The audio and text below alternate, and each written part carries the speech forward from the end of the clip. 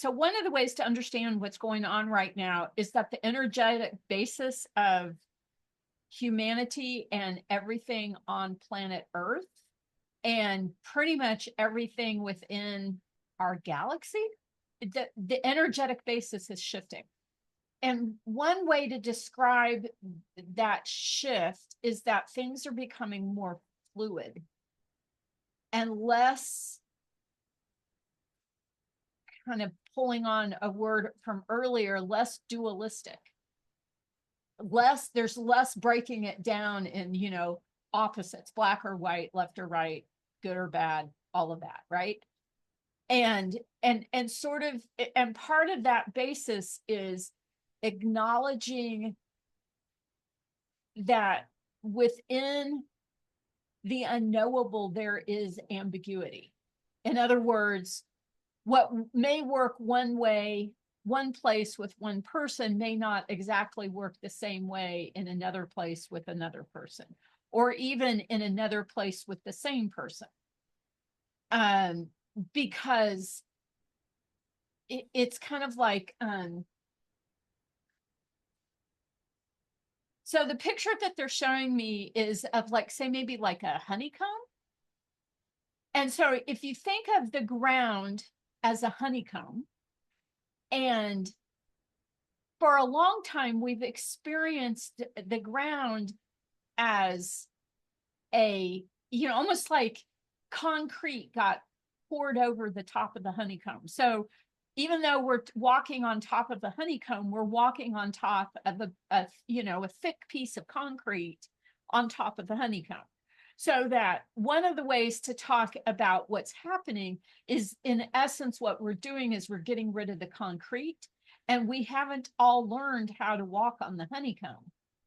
So some people like fall in, some people balance on the edge, some people figure out how to like jump from edge to edge. Some people figure out that even if you step in the middle of, like, say, one of the channels of the honeycomb, you're fine, nothing happens, right? So in other words, you're starting to realize that your physical perception of the concrete doesn't work with the physical perception of the honeycomb.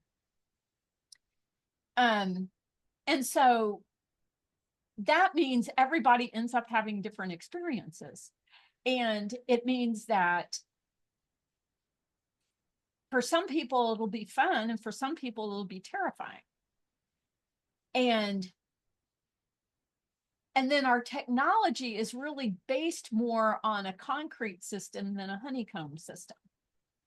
So you start, and and the thing is that the honeycomb is there. It doesn't really, like, there's not really anything you have to do to get rid of the concrete. It's just there. It's just that the way we've interpreted our experience is as if the concrete has been there.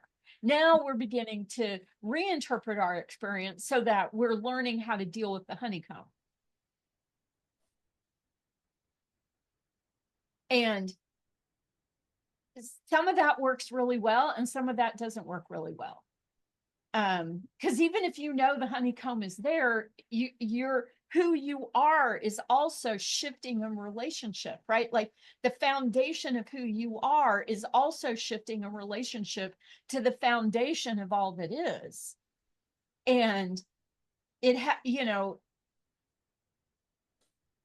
and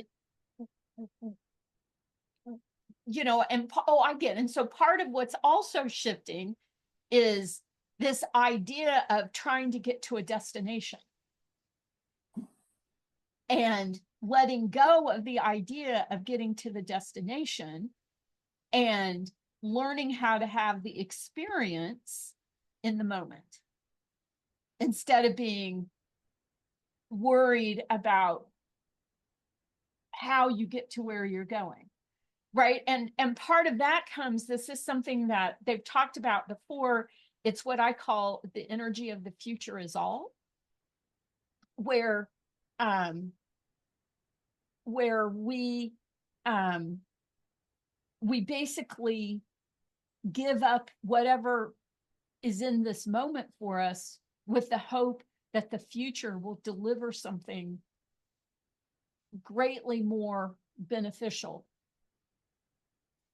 So that by this shift of becoming more fluid and more present in the moment is having the impact of letting go of that idea of life as destination. And there's a whole lot of things that are coming up where we're no longer being, we're no longer allowing ourselves to be limited like that. So that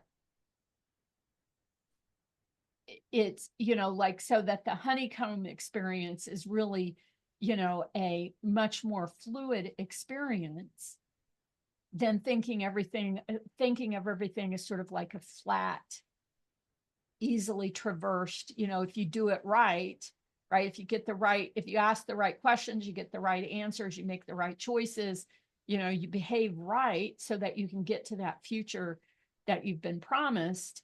You let go of all of that to be able to refocus yourself in this moment. Does that make sense? Yes.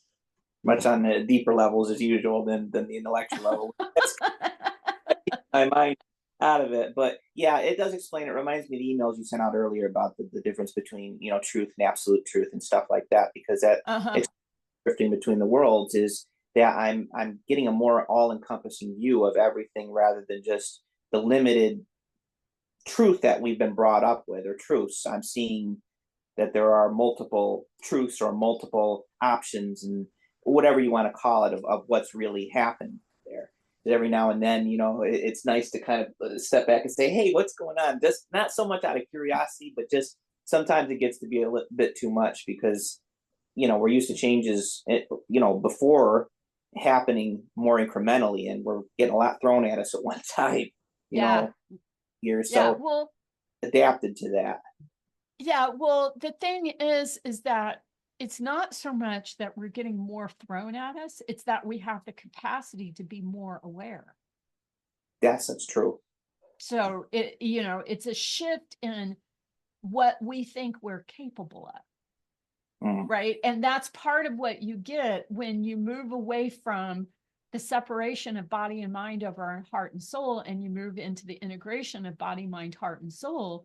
Now, things that you've been told by whoever outside of yourself that you can only do this if, you can only have this experience if, you begin to see, no, that's actually, I'm whole, I'm complete, I can have this experience. And then once you start to that place, then the experiences you are having generally are going to be even more, like come to you with even a stronger sense of resonance, because it's coming up from within you as your truth, rather than you trying to experience something external to you the way it's described to you.